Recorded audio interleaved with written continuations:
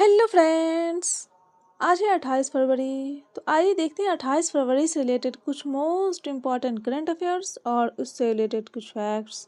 तो अगर आप किसी भी कॉम्पिटिटिव एग्जाम की तैयारी कर रहे हैं तो करंट अफेयर्स का ये वीडियो लास्ट तक ज़रूर देखें। अगर आप इस वीडियो का पीडीएफ चाहते हैं तो आप हमारे टेलीग्राम चैनल को ज्वाइन कर सकते हैं। टेलीग्राम का लिंक डिस्क्रिप्शन में मिल जाएगा। अगर आप चैनल पे नए हैं तो चैनल को सब्सक्राइब कर लीजिएगा। तो आइए शुरू करते हैं आज का सवाल। सवाल नंबर 1 है, हाल ही में अंतर्राष्ट्रीय ओलंपिक समिति से कौन से भारतीय रिटायर हुए हैं? तो अंतर्राष्ट्रीय ओलंपिक समिति से रिटायर हुए हैं अभिनव बिंद्रा, यानी सही जवाब होगा ऑप्शन बी। आइए देखते हैं इसके आंसर को डिटेल से। हाल ही में भारतीय निशानेबाज अभिनव बिंद्रा इंटरनेशनल ओलंपिक समिति से रिटायर हो गए हैं और अभिनव बिंद्रा 2018 में इस कमेटी का हिस्सा बने थे और 2026 में उनका कार्यकाल पूरा हो गया है। और अभिनव बिंद्रा ने 2008 में बीजिंग ओलंपिक में 10 मीटर शूटिंग में भारत को पहला व्यक्तिगत गोल्ड मेडल दिलाया था। आइए देखते हैं अगला नंबर सवाल। सवाल नंबर 2 है, हाल ही में भारत और अमेरिका के विशेष बलों के बीच संयुक्त सैन्य अभ्यास वज्र प्रहार का आयोजन कहाँ किया जा रहा है?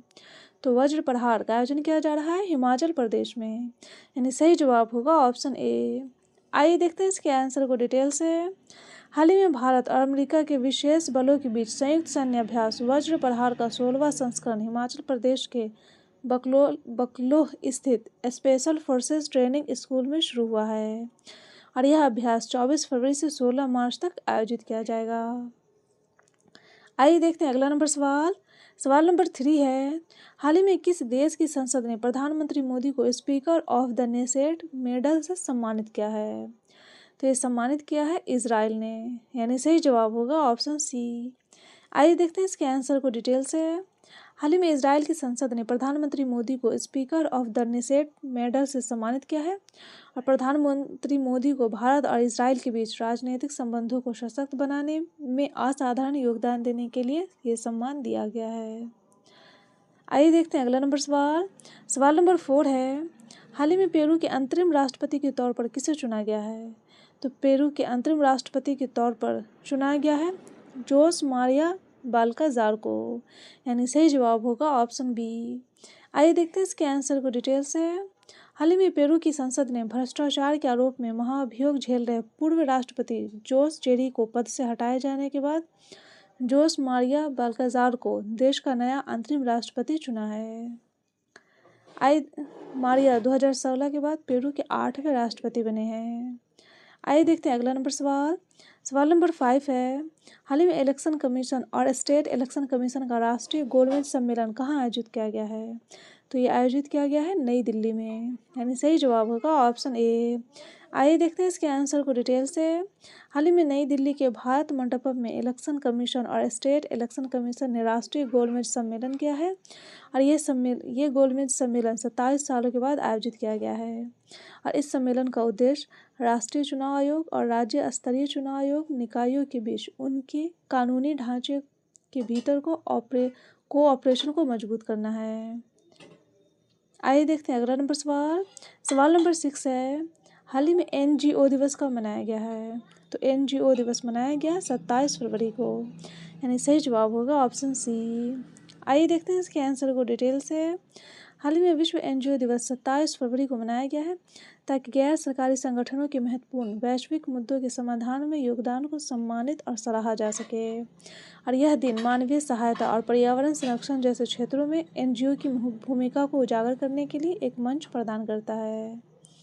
आइए देखते हैं अगला नंबर सवाल।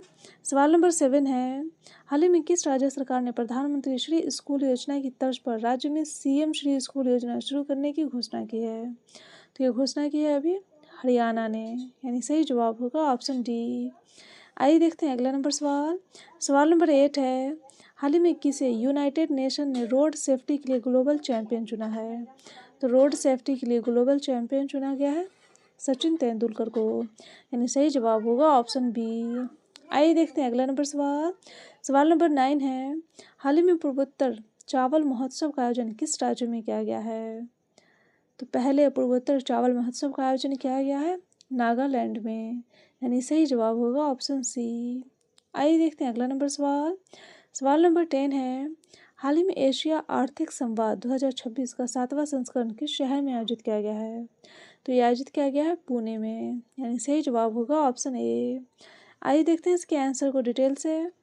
हाल ही में यह सम्मेलन विदेश मंत्रालय पुणे अंतर्राष्ट्रीय केंद्र द्वारा संयुक्त रूप से आयोजित किया गया है और इसका लक्ष्य वैश्विक व्यापार, वित्त और एशिया की बदलती आर्थिक गतिशीलता पर चर्चा करने के लिए दुनिया भर के नीति निर्माता और विशेषज्ञों को एक साथ लाना है।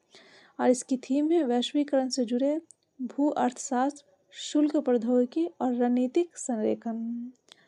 तो ये था डेली करंट अफेयर्स का वीडियो। अगर आपको ये वीडियो अच्छा लगा हो तो वीडियो को लाइक कर दीजिएगा और चैनल को सब्सक्राइब कर दीजिएगा और अपने दोस्तों के साथ शेयर भी कर दीजिएगा। Best of luck, take care.